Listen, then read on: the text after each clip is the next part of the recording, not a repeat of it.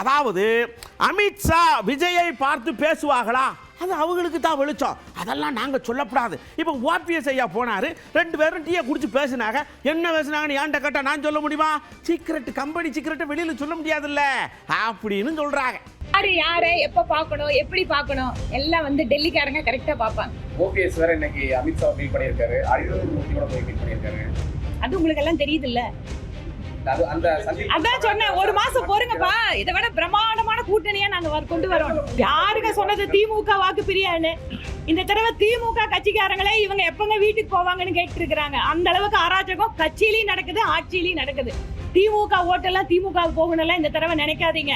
திமுக காரங்களே எப்படியாவது இந்த கவர்மெண்ட் போனா போகுது அப்படின்னு தான் நினைச்சிட்டு இருக்கிறாங்க.